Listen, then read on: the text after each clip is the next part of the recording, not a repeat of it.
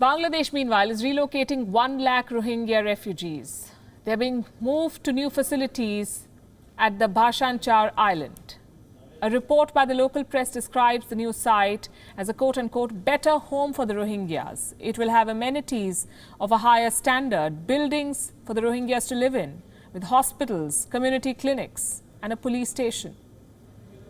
Here's a ground report by WION's Lakmina Jasmine Soma.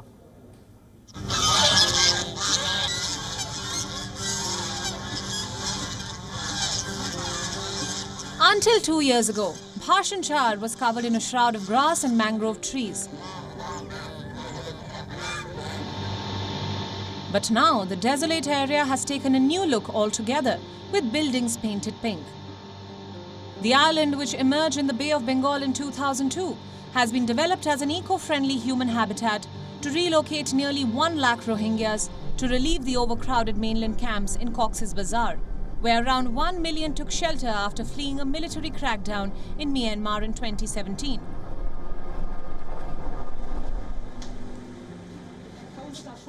On a visit to Bhashan Char, it was observed that the project had been implemented around the concept of cluster villages to house more than 1 lakh Rohingyas.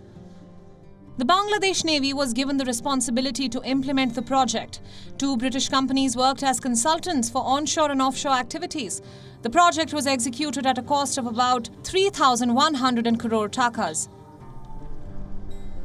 All the buildings have been constructed 4 feet above the ground, and every cluster has 12 houses with 16 rooms and a 4-story steel structure shelter station. There are 1,440 rooms and 120 shelter stations in 120 cluster villages. Every room can accommodate 4 people. In case of any calamity, 860 people can stay at the shelter stations, which can withstand cyclones with speeds of about 260 kilometers an hour.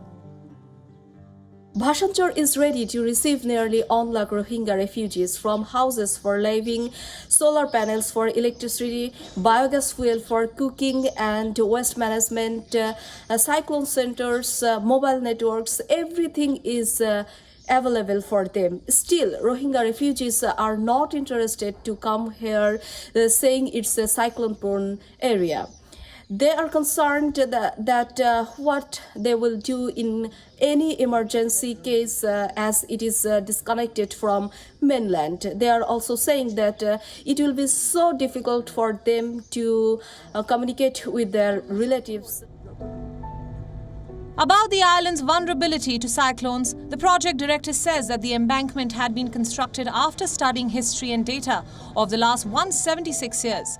12 kilometers off the embankment at a height of 9 feet had already been completed, and work was underway to increase the height to 19 feet. It's not an isolated island. It's an island like Sandweep and Hatia. If you climb on the roof of this building, you will see Sandweep on one side and Hatia Island on the other. The facilities of the shelter here are more than those of the 2 islands. For example, Sandweep has a shelter center for 4,000 people, whereas the shelter center is for only 1,000 people. Besides, the shelter centers are very close to home. The 12.1 kilometer dam that we have erected has made it easier to face with a number of recent storms, such as Fani, Amphan and Bulbul. Even the water was out of the dam at that time. 2 20-bed hospitals and 4 community clinics have been constructed. There is a police station and a police post on the island.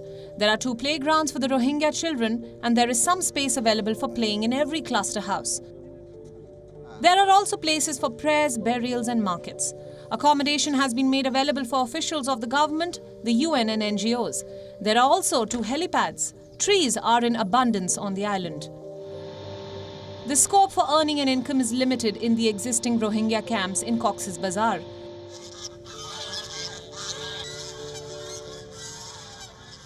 In contrast, there will be various avenues for means of livelihood on Bhashan Char.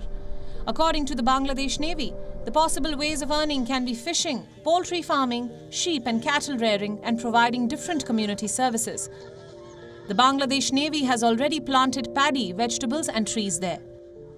Despite these developments, due to the objection of the Rohingyas, the relocation process has got stuck, and the government is concerned that this costly infrastructure might fall into disuse and consequent ruin if the relocation does not take place in a year and a half.